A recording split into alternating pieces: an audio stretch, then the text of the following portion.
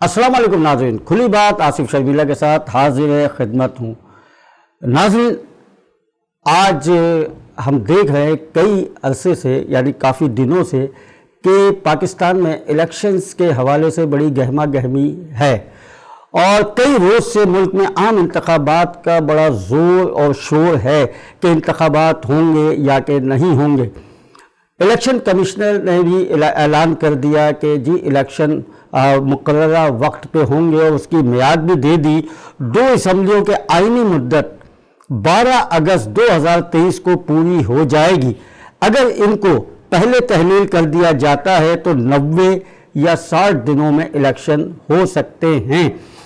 تو آئین کے حوالے سے 224 کے تحت اس مدت میں اضافہ اس صورت میں ممکن ہے کہ اسمبلیاں مدت پوری کریں۔ الیکشن کمیشن آف پاکستان کے ای.سی پی کے سیکریٹری عمر حمید خان نے گزشتہ روز پریس کانفرنس کر کے عوامی اور سیاسی حلقوں میں پائے جانے والے اس شکوک کو دور کر دیا ہے، اور اب عام انتخابات کی تیاریاں الیکشن کمشنر کا کہنا ہے کہ جی ہم نے مکمل کر لی ہیں، جب چاہے حکومت الیکشن کروا سکتی ہے، جو کہ نگراں حکومت آئے گی وہ الیکشن کروائے گی۔ اب دیکھنا یہ ہے کہ نگراں حکومت کے حوالے سے بھی بہت سی باتیں ہو رہی ہیں کہ نگراں حکومت میں کون آئے گا اور کیا سیٹ اپ اس کا بنے گا۔ اور ہم اگر دوسری طرف دیکھیں تو آئی ایم ایف سے بھی ہم نے قرضہ لیا ہے۔ آئی ایم ایف سے جو قرضہ لیا ہے، کیا ہماری معیشت اس سے بہتر ہو جائے گی؟ اس کے حوالے سے بھی ہم بات کریں گے۔ تو اس وقت ہمارے ساتھ اسٹوڈیو میں موجود ہیں رہنما ہیں MKM پاکستان کے، اور اس کے ساتھ ساتھ سابقہ صوبائی وزیر بھی رہے، اور بڑی اچھی کاوشیں، بڑی محنت ان کی رہی ہے۔ جس وقت یہ صوبائی وزیر تھے اس وقت ہم نے دیکھا کہ بہت سے جو پیچیدہ کام تھے ان کو مکمل کیا۔ آج ہمارے اسٹوڈیو میں موجود ہیں، اور پہلی بار ہمارے اسٹوڈیو یہ تشریف لائے ہیں۔ میں آپ کا رؤوف صدیقی صاحب بہت بہت شکریہ ادا کرتا ہوں کہ آپ تشریف لائے۔ اور ہمارے ساتھ ٹیلی فون لائن پہ بھی موجود ہوں گے معروف صنعت کار اور سیاسی رہنما، ہم ان سے بھی وقفے سے بات کرتے رہیں گے۔ لیکن اس وقت کیونکہ رؤوف صدیقی صاحب ہمارے ساتھ موجود ہیں، رؤوف صدیقی صاحب، بہت سی باتیں ہو رہی ہیں، اور آپ کی بھی بہت سے باتیں ہیں کہ حلقہ بندیاں ابھی نہیں ہوئی ہیں، مردم شماری ابھی نہیں ہوئی ہے، تو الیکشن کو ڈیلے کر دیا جائے۔ اگر 2-4 مہینے اگر یہ ڈیلے ہو جاتے ہیں تو آپ لوگوں کو اعتراض نہیں ہے، جبکہ اس سے پہلے آپ لوگوں نے بہت زیادہ زور لگایا تھا کہ مردم شماری صحیح ہو جائے۔ تو اب آپ کیا دیکھتے ہیں؟ دیکھیے، پہلی بات یہ ہے کہ جب تک آپ شک و شبہ رکھیں گے نا تو الجھنیں تو پیدا ہوں گی۔ جی، آپ الجھنوں کو حل کر دیں تو پھر کوئی شک و شبہات نہیں رہ جاتے۔ مسئلہ یہ ہے کہ پاکستان کی تاریخ میں کوئی انتخاب ایسا نہیں تھا جو ریگ نہ ہوا ہو۔ یہ تو خواب خیالی کہ 1971 کا الیکشن بڑا صاف اور شفاف تھا۔ اسی ریگنگ کے چکر میں یہ ساری ثانیات سے ہم ہر الیکشن کے بعد گزرتے رہے ہیں۔ ہمارا جو بالکل آئینی اور سیاسی حق جو عوام کا ہے، ہم اس کے اوپر بات کرتے رہے۔ جب آپ نے مردم شماری کرائی، جب آئین میں اور قانون میں ہے کہ مردم شماری کرائی جاتی ہے، اس کے حساب سے جب آبادی بڑھتی ہے تو پھر اس کی حلقہ بندیاں ہوتی ہے، پھر اس حلقہ بندیوں میں آپ الیکشن کرواتے ہیں۔ جتنے نئے ووٹرز کا اندراج ہوتا ہے، وہ تمام چیزوں کا ایک لمبی کہانی ہے۔ دیکھیے، بلدیاتی الیکشن میں ہماری بائیکاٹ کرنے کی وجہ ہماری روایتی سیٹیں بھی موجود تھیں، ہم جیتی ہوئی سیٹیں تھیں، لیکن کیا تھا کہ ایک حلقہ 25,000 کا بنایا جو اپنے لیے تھا، اور ایک حلقہ 1 لاکھ کا جو ہمارے حق میں تھا۔ اب اگر پھر حکومت سندھ نے اس کو انڈورس کیا کہ اگر حلقہ بندیوں کو اگر ہم صحیح کرتے ہیں، یہ ڈسکرمنیشن تھا، تو 53 کے قریب انہوں نے، ہمارے تو 70 کے قریب تھی، لیکن انہوں نے کہا 53 یوسیز میں جو ہے دوبارہ الیکشن ہوں گے، جو ابھی تک نہیں ہوئے۔ تو جب وہ 53 سیٹوں پہ ابھی الیکشن ہونے باقی ہے، تو اب آپ مجھے بتائیے کہ اس سے جو لوکل گورنمنٹ کی جو شکل آپ کو نظر آ رہی ہے، جو شیپ نظر آ رہی ہے، کیا وہ آئینی اور قانونی ہے؟ جو قطعی طور پہ نہیں ہے. ٹھیک ہے، اس وقت ہمارے ساتھ پاکستان پیپلز پارٹی کے سینئر رہنما سردار نزاکت علی موجود ہیں. سردار نزاکت صاحب، آپ کو ہماری آواز آ رہی ہے؟ جی بالکل آ رہی ہے. سردار نزاکت صاحب، اب الیکشن ہونے والے ہیں، ظاہر عام انتخابات ہونے والے ہیں، اور ہمارے الیکشن کمشنر نے بھی اعلان کیا ہے اس کا کہ اگر حلقہ بندیاں دوبارہ ہوں گی تو، اور پہلے سے مقصد یہ ہے کہ اگر اسمبلیاں تحلیل کر دی جاتی ہیں تو 60 سے 90 دن میں الیکشن ہوں گے، اور اگر مردم شماری کی طرف ہم جاتے ہیں، حلقہ بندیوں کی طرف جاتے ہیں، تو مزید وقت درکار ہوگا. جیسے کہ MTM والوں نے بھی یہ کہہ دیا ہے کہ جی ہمیں کوئی اعتراض نہیں ہوگا اگر حلقہ بندیاں اور مردم شماری ہو. لیکن جب ہم نے بلدیاتی الیکشن میں دیکھا، رؤف صدیقی صاحب میرے یہاں اسٹوڈیو میں موجود ہیں، ان کا کہنا یہ ہے کہ جو حلقہ بندیاں ہوئیں وہ صحیح نہیں ہوئیں، اپنی مرضی کی آپ لوگوں نے کی. دیکھیں، پہلی بات یہ کہ جو پہلا سوال آپ نے کیا کہ الیکشن کمیشن آف پاکستان کی MQM کے دوستوں کے ساتھ بھی میٹنگ ہوئی ہے، اور پرائم منسٹر پاکستان کے ساتھ بھی MQM کے دوستوں کی میٹنگ ہے. جو ان کے گریونسز تھے، ریزرویشن تھی، انہوں نے پرائم منسٹر پاکستان کے سامنے بھی رکھی ہیں اور الیکشن کمیشن کے سامنے بھی رکھی ہیں. الیکشن کمیشن نے ان سے ریکویسٹ یہ کی کہ اگر ہم نئی حلقہ بندی کے اوپر الیکشن کروائیں گے تو اس میں 4 مہینے درکار ہوں گے، جو فاروق ستار صاحب کی اسٹیٹمنٹ کے مطابق ہمیں پتہ چلا. باقی جو الیکشن کمیشن ڈیسائیڈ کرے گا، پاکستان پیپلز پارٹی اس کے اوپر جو الیکشن کمیشن کی جو فیصلے ہوں گے ہم اس کے اوپر کوئی اعتراض نہیں کر سکتے. جہاں تک رؤف صدیقی صاحب میرے لیے بہت قابل احترام ہے، میں ان کی بات سن رہا تھا. جو جتنی باتیں انہوں نے کی ہیں، میرے خیال میں ان میں کچھ یوسیاں ایسی ضرور ہیں کہ جس میں ووٹر کی تعداد کسی یوسی میں کم ہے اور کسی میں زیادہ ہے. MQM کی جو جینوئن ریزرویشن تھی اس کو پاکستان پیپلز پارٹی کی صوبائی گورنمنٹ نے نہ کہ صرف اس کو ایڈریس کیا ہے، بلکہ ان کو پتہ ہے کہ ہم جتنا MQM کے دوستوں کے ساتھ کوآپریٹ کر سکتے تھے، سندھ گورنمنٹ نے ان کے ساتھ کوآپریٹ کیا ہے. لیکن آج بھی، لیکن سر نزاکت صاحب جماعت اسلامی نے بھی بہت سے اعتراضات اس پہ اٹھائے، بہت سی باتیں ان کی بھی ہیں، اور MQM پاکستان کی بھی اس میں بہت سی باتیں ہیں. تو آپ لوگ بیٹھ کے اس مسئلے کو حل کیوں نہیں کر لیتے؟ دیکھیں، MQM کے دوستوں کی الیکشن، جب بلدیاتی الیکشن ہو رہے تھے اس سے پہلے رؤف صدیقی صاحب کو اور آپ کو بھی پتا ہوگا کہ کتنی میٹنگ ہوئی ہیں، اور یہ ہم بھی چاہ رہے تھے کہ جو MQM کی جینوئن ریزرویشن ہے اس کو ریزالو ہونا چاہیے، اور پاکستان پیپلز پارٹی نے ہمیشہ MQM کے دوستوں کا احترام کیا ہے. ہم MQM کو پولیٹیکل پارٹی سمجھتے ہیں اور کراچی کا ایک بڑا اسٹیٹ ہے ان کے پاس، اور ہم نے ہمیشہ ڈائلاگ کے اوپر بلیو کیا ہے. آپ کو یاد ہوگا کہ 2008 میں MQM کے دوستوں کی ضرورت نہیں تھی پاکستان پیپلز پارٹی کو، لیکن اس کے باوجود آصف علی زرداری صاحب نے محترم بینظیر بھٹو کی جو ریکنسیلیشن، آپ نے کہا ضرورت تھی تو کیا اب ضرورت نہیں ہے سر؟ اس وقت تو آپ ان کے یعنی کہ مرکز تک گئے ہیں، آپ گورنمنٹ بنانے کے لیے ضرورت کی تھی، لیکن اس وقت بھی MQM کے دوستوں کو ساتھ رکھا. اور MQM کی ایک پولیٹیکل پارٹی ہے، ایک سیاسی حقیقت ہے. ہم جو بھی ان کے ریزرویشن ہیں یا جو بھی ان فیوچر جتنے بھی چیزیں ہیں، ہم ان کے ساتھ نہ کسی مشاورت کرنا چاہتے ہیں، بلکہ MQM کے دوست ہمارے ساتھ ہیں، اور MQM کے دوستوں کی وجہ سے آج میرے خیال میں پاکستان کا جو پولیٹیکل سسٹم چل رہا ہے اس کا وہ ڈھانچہ اپنی جگہ پہ قائم ہے، اور ہم انشاءاللہ MQM کی جو جنرل ریزرویشن ہے اس کو ایڈریس بھی کریں گے. اور جہاں تک آپ نے جماعت اسلامی کی بات کی، جماعت اسلامی کو بنیادی طور پہ، کیونکہ پاکستان ایک لبرل ڈیموکریٹک پاکستان ہے، قائد اعظم محمد علی جناح کا پاکستان ہے، اس لیے وہ جماعت اسلامی کو کوئی بھی ووٹ نہیں کرتا. انفارچونیٹلی پتہ نہیں MQM کے بائیکاٹ کی وجہ سے لوگوں نے کچھ ووٹ اس کو کیے، جس کی وجہ سے اس شہر میں سر MQM کے بائیکاٹ کی وجہ سے کئی لوگوں کو فائدہ نہیں ہوا. رؤف صدیقی صاحب آپ کیا کہیں گے؟ آپ نے بائیکاٹ کیا، یہ فیصلہ اس وقت کا صحیح تھا؟ وہ ان کی بات مکمل ہوئی ہے، ان کی بات مکمل ہو جائے تو پھر میں بات کر لیتا ہوں اس سے. جی بولیے. جماعت اسلامی کو پاکستان کے لوگ ووٹ نہیں کرتے، کیونکہ جماعت اسلامی وہ پولیٹیکل پارٹی ہے جس نے پاکستان بننے کی مخالفت کی تھی، جس نے قائد اعظم محمد علی جناح کو کافر اعظم قرار دیا تھا.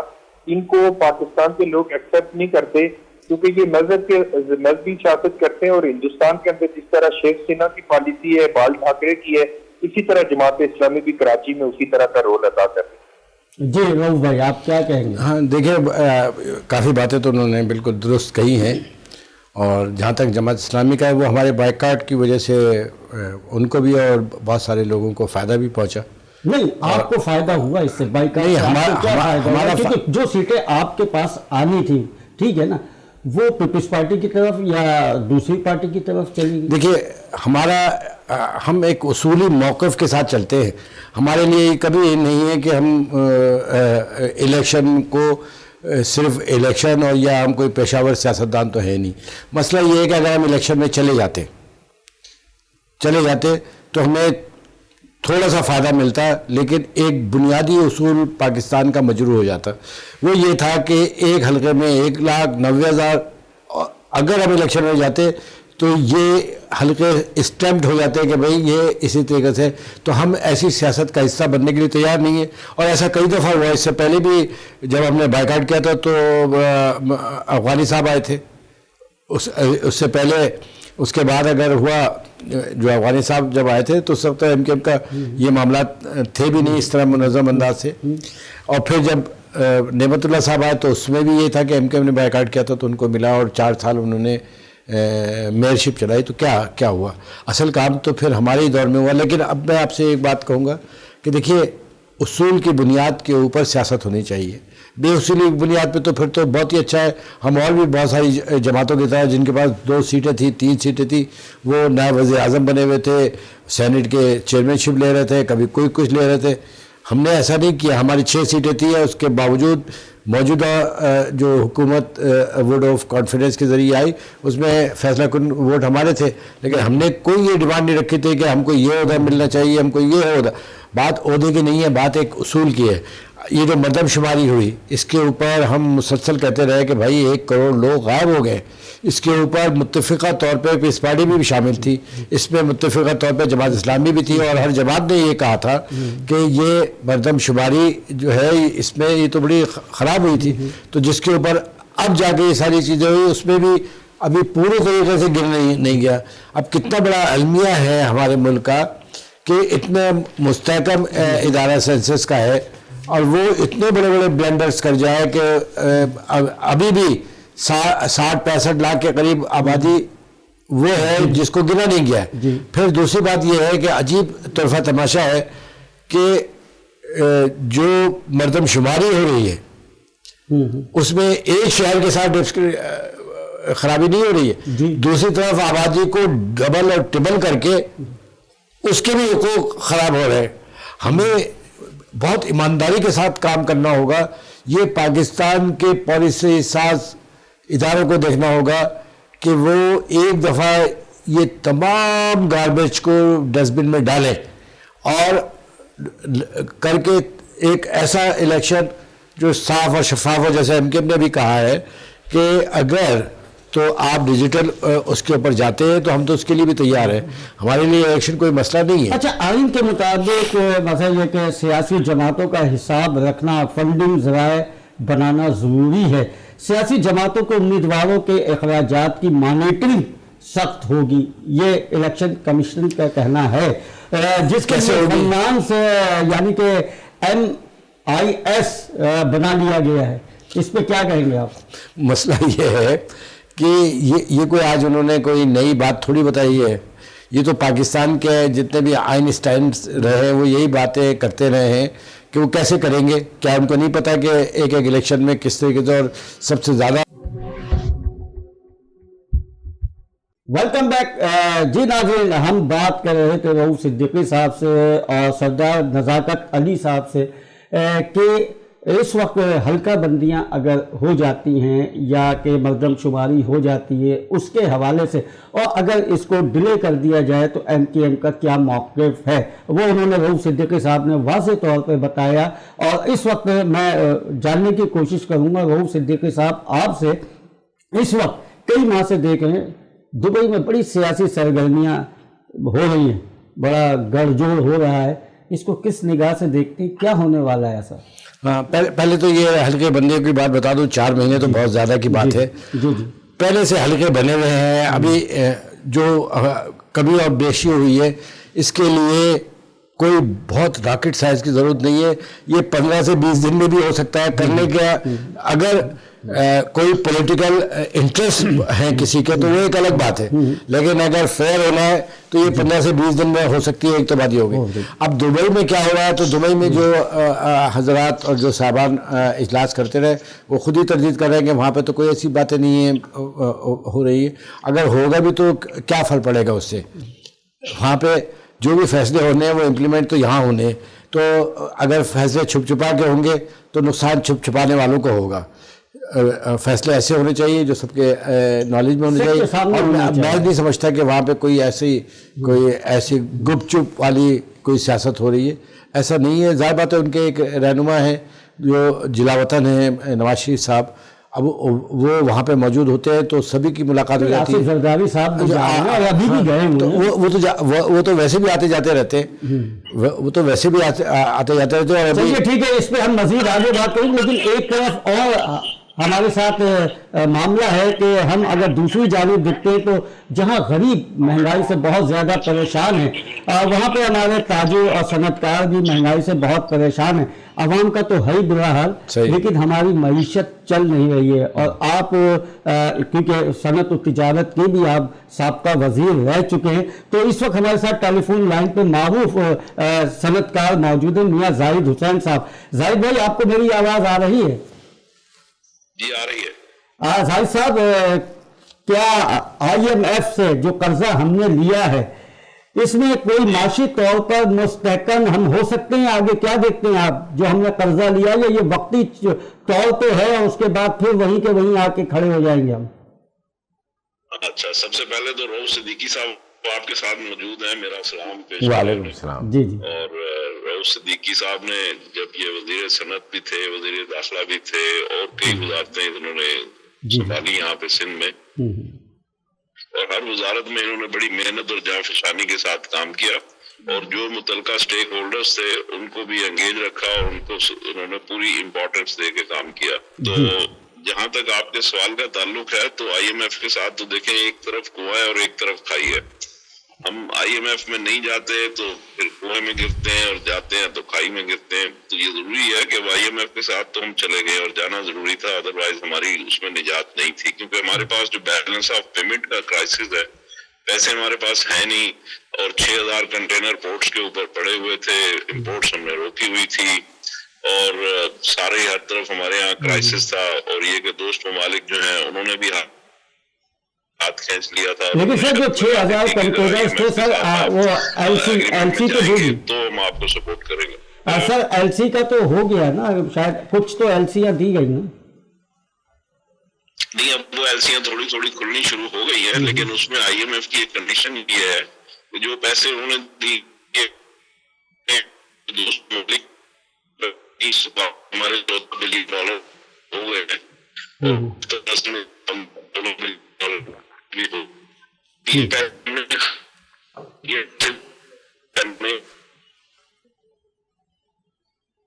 جی بہتر ہو جائے, اور انٹرنیشنل ریٹنگ لے سکتے جو کمرشل پیسے کھاتے ہیں اکاؤنٹ وغیرہ میں وہ ملکی قرضے ہم چلا رہے ہیں, وہ تو ہم بولے 22% ہے, تو اتنا زیادہ سود ہے 22% کی طرف سے. اس وقت ہمارا جو پورا کا پورا ہے اس میں 7,500 کا بجٹ میں سارا ہے.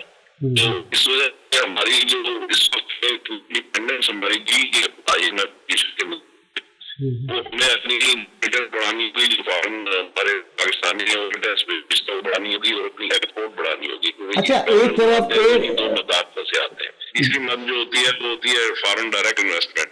تو یہ چیزیں جو ہیں جب تک ہم نہیں کریں گے تو اس وقت تک ہمیں ہماری نہ ہم صرف امپورٹ میں جا سکیں گے, نہ ہماری جو ایکسپورٹ بہتر ہو سکے گی, نہ امپورٹ بہتر ہو سکے گی. ہماری معیشت کا پہیہ جو ہے جس طرح سے چلنا چاہیے اس طرح سے نہیں چل سکے گا.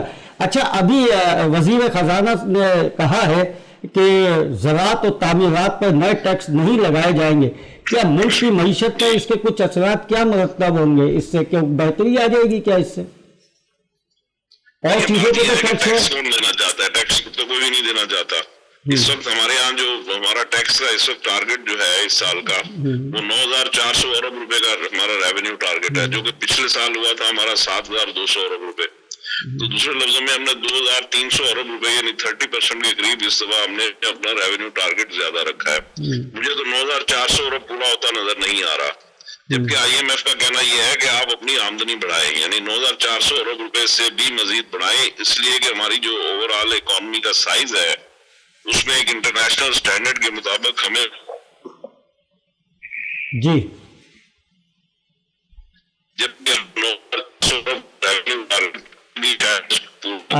زاہد بھائی آپ کی فون میں آپ کی لائن میں کچھ تھوڑے سے پرابلم ہو رہی ہے.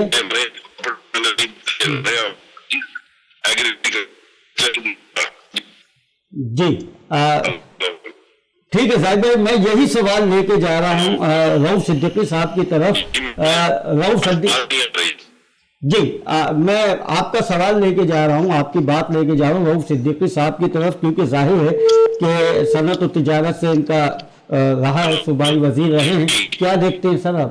دیکھیں آصف صاحب، میں کوئی بہت بڑے لچھے دار گفتگو کرنے کا عادی نہیں ہوں. میں ٹیلی ویژن چینلز کے اوپر دیکھتا رہا. جی آواز آ رہی ہے زاہد صاحب، آپ کی آواز آ رہی ہے. رؤف صدیقی صاحب سے میں نے سوال کیا ہے سر. جی تو ٹیلی ویژن چینلز پہ بے شمار ہر چینل پہ ماہر معاشیات آ کے بیٹھتے ہیں، اور مزے کی بات یہ ہے کہ وہ جو گفتگو کرتے ہیں اگر آپ تھوڑی دیر بھی گفتگو کر کے ان کی سنیں تو کوئی نہ کوئی وہ ایسا کسی انگلش انٹلیکچوئل کا جملہ بول کے اپنے بات کو وزن کرنے کے لیے کرتے ہیں. ان کو کخ پتہ ہی نہیں ہے کہ آپ کس طرح ان تمام چیزوں کو کنکلوڈ کر کے بتاتے ہیں کہ ملک کی معیشت.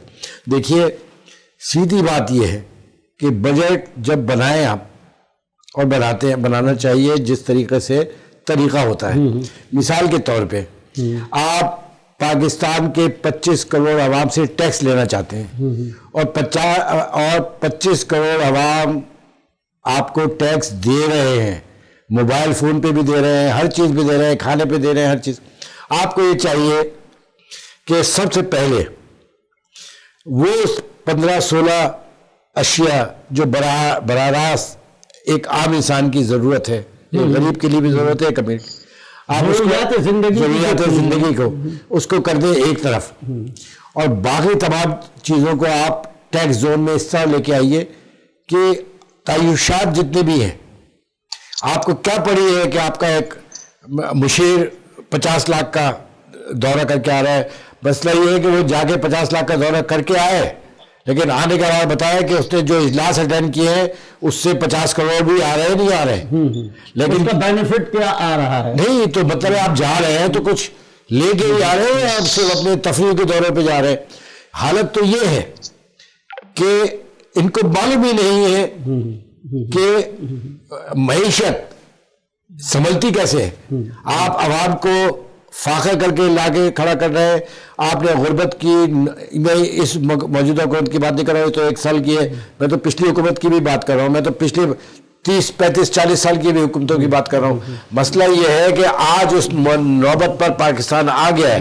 اور میں جب تاریخ اٹھا کے دیکھتا ہوں تو انقلاب فرانس جو ہے وہ اسی ٹیکسز کی بھرمار سے تو ہوا ہے.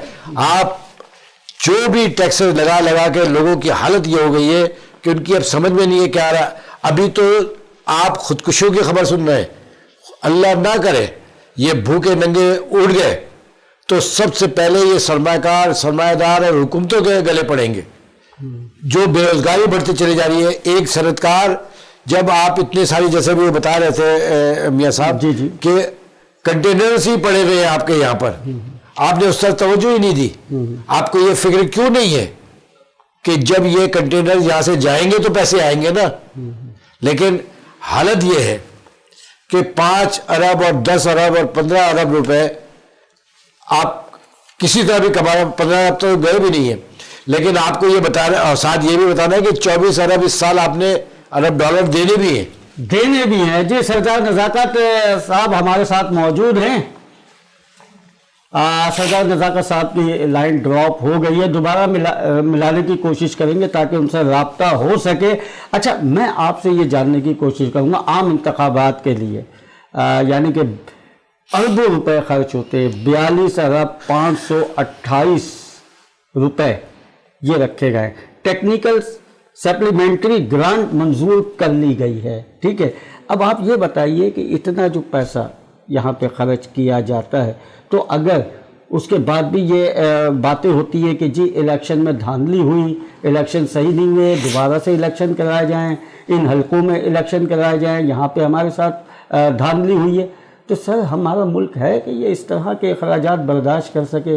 अच्छा, पहले वाले सवाल में 2 जुमलों का इजाफा कर दूं जी कि हमारे पास जो हमारा बजट है टोटल, मैं रफली थोड़ा करके जी कि आप अंदाज़ा लगाइए कि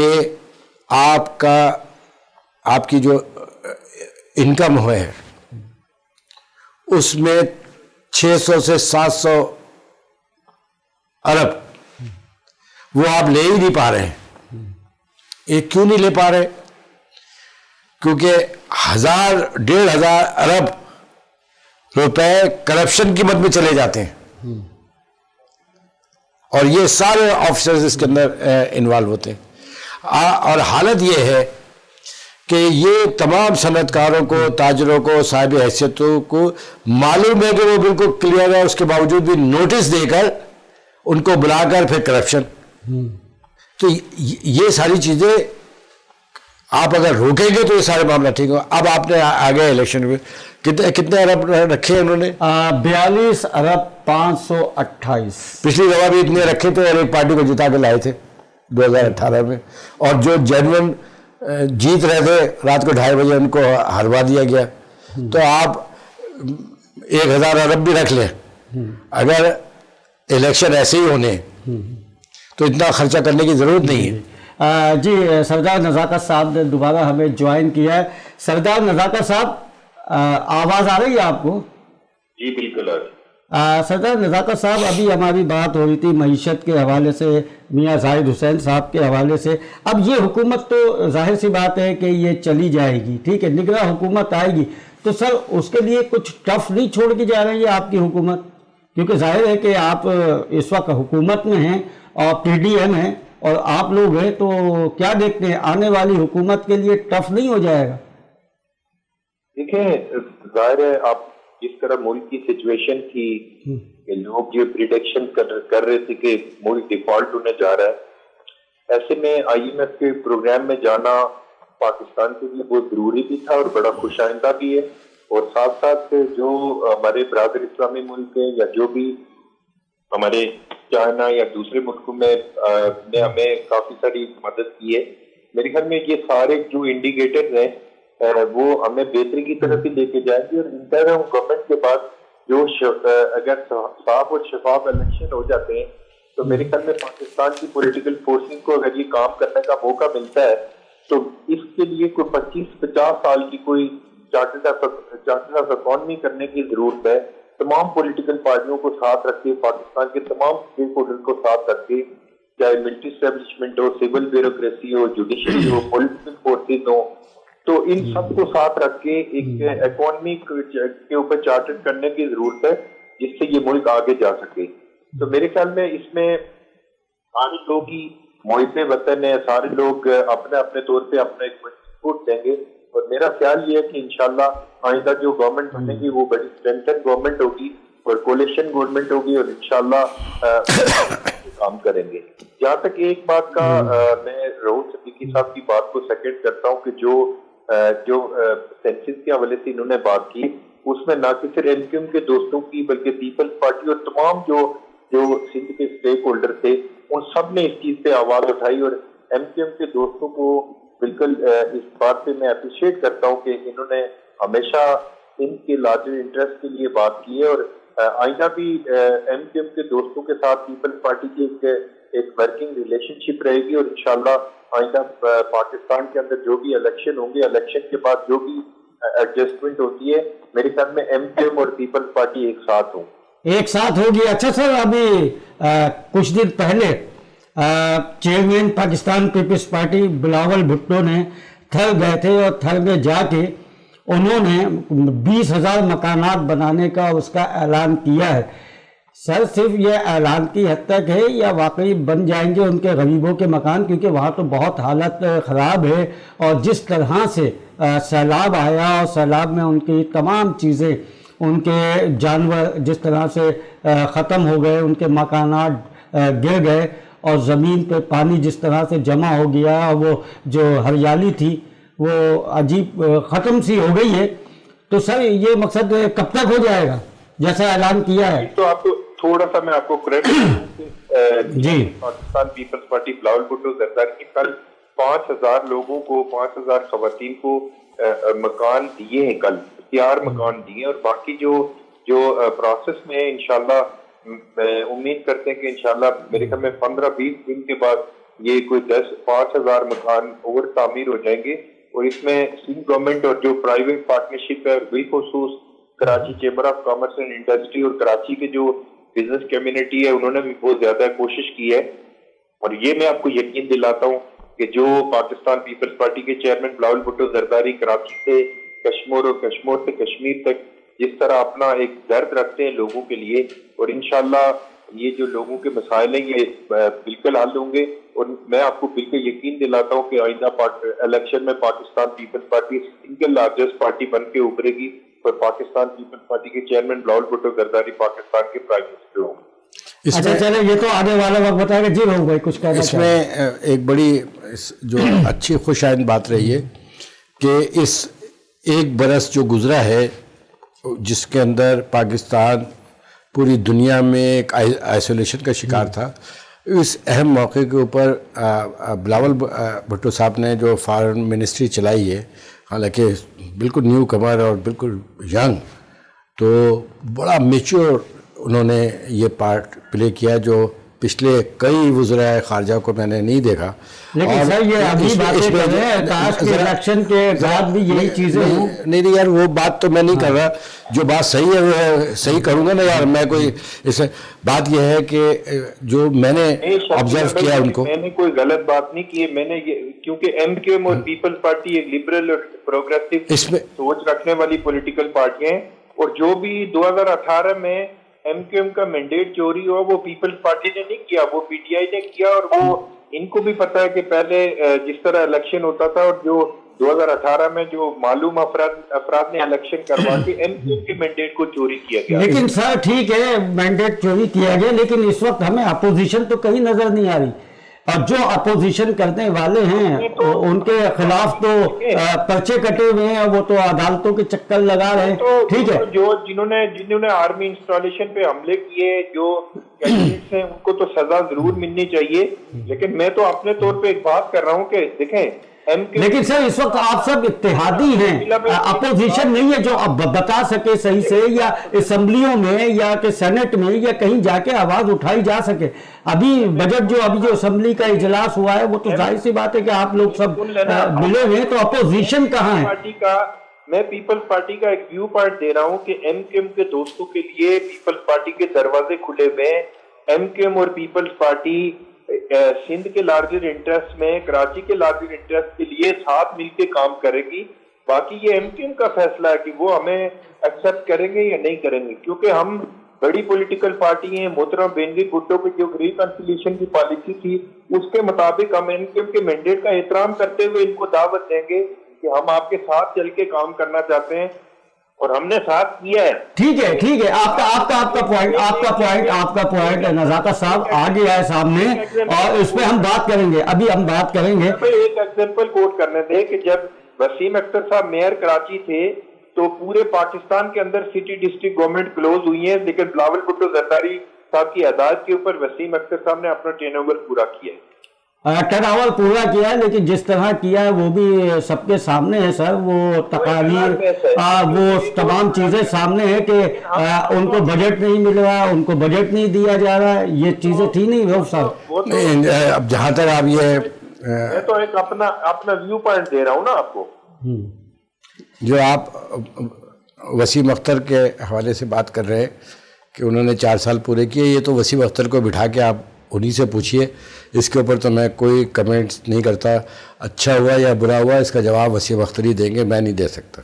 اچھا ٹھیک ہے, چلیں اب ہم ذرا سا بات کو تھوڑا سا دوسری طرف لے کے جاتے ہیں. استحکام پاکستان پارٹی بن گئی ہے.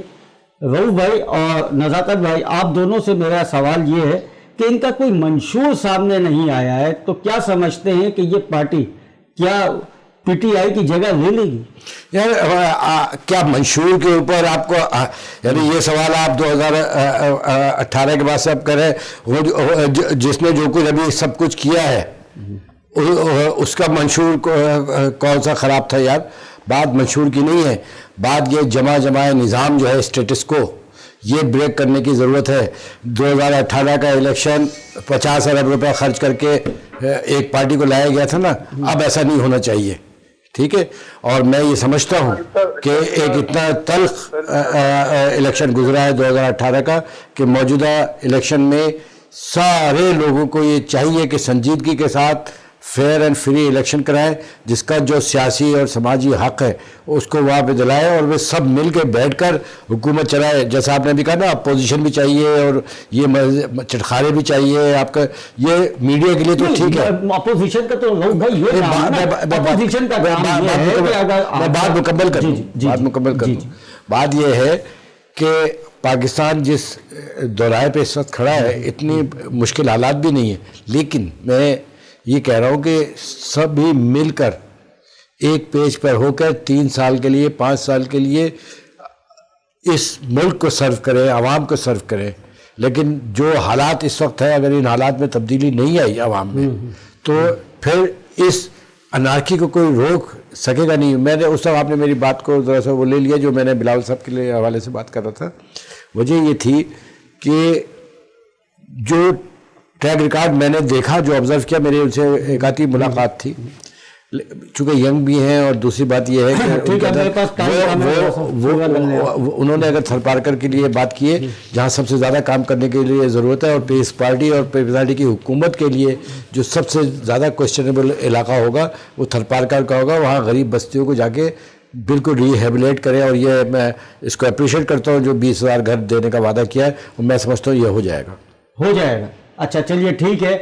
نزاکت صاحب, میں آپ سے بھی اور رؤوف صدیقی صاحب آپ سے بھی یہ سوال کروں گا کہ الیکشن اگر نگراں حکومت آتی ہے تو جس طرح سے کہا جا رہا ہے, جس طرح سے ہماری عوام سن رہی ہے, کیا اسی طرح سے الیکشن ہو جائے گا؟ یعنی مقررہ وقت پہ الیکشن دیکھ رہے ہیں آپ کے ہو جائے گا؟ جی بالکل الیکشن ہو جائے گا. میں آپ کی بات جو پہلے والے سوال کا جواب دینا چاہتا ہوں. جی وقت کم ہے, ذرا جلدی. یہ جو ڈکٹیٹرشپ کی بنیاد کے اوپر پارٹیاں بنتی ہیں نا, کراچی سے پورے خیبر تک, آپ نے دیکھا کہ ایم کیو ایم کے توڑ کے حقیقی بنائی گئی, پھر پی ایس پی بنائی گئی, پیپلز پارٹی کو توڑ کے پیٹریاٹ بنایا گیا, مسلم لیگ نون کو توڑ کے کاف لیگ بنائی گئی.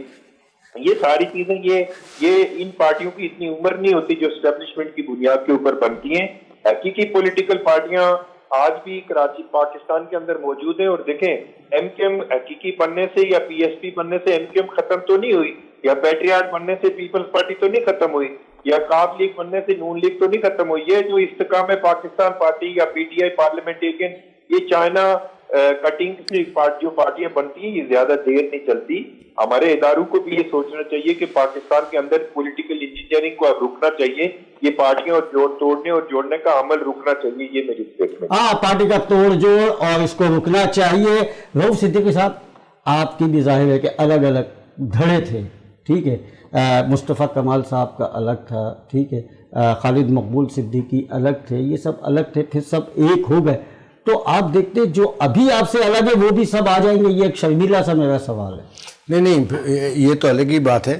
بات یہ ہے کہ ایم کیو ایم پاکستان تو ہمیشہ سے ہے نا, موجود ہے نا, اور باقی جو حضرات تھے انہوں نے اپنی سیاسی اور نظریاتی وابستگیاں جو الگ کی تھیں, اب اگر وہ اس بات کو سمجھ کے واپس آ گئے, کہ ظاہر بات ہے ان کی بھی ساری زندگی ایم کیو ایم ہی گزری تھی, تو یہ قابل تحسین بات ہے.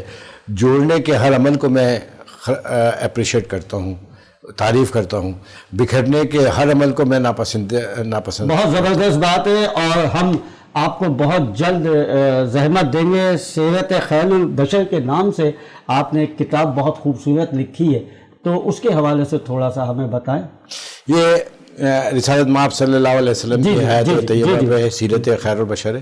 اس کا کئی زبانوں میں ترجمہ بھی ہوا ہے، انگلش اور عربی میں، اور سعودی گورنمنٹ نے اور یو گورنمنٹ نے تو اس کو نو آبجیکشن دیا تھا، لیکن شہباز شریف صاحب نے اس کو پورے پاکستان کے سلیبس میں شامل کیا ہے. ٹھیک ہے سر، بات آ گئی. اور اس پہ ہم انشاءاللہ بہت جلد ایک پروگرام کریں گے، اس میں آپ ہوں گے اور ہم ہوں گے، اور اس پہ ہم کتاب پہ ایک پروگرام کریں گے. ناظرین، اسی کے ساتھ ہی ہماری گفتگو آپ نے سنی. ہمیں تو یہی امید ہے کہ اپنے ملک سے کہ ہمارا ملک ترقی کرے اور جتنی بھی پارٹیاں ہیں وہ ایک ہو کے اس ملک کے لیے کام کریں. اسی کے ساتھ ہی اجازت دیجیے، انشاءاللہ پھر ملاقات ہوگی. اللہ حافظ و ناصر.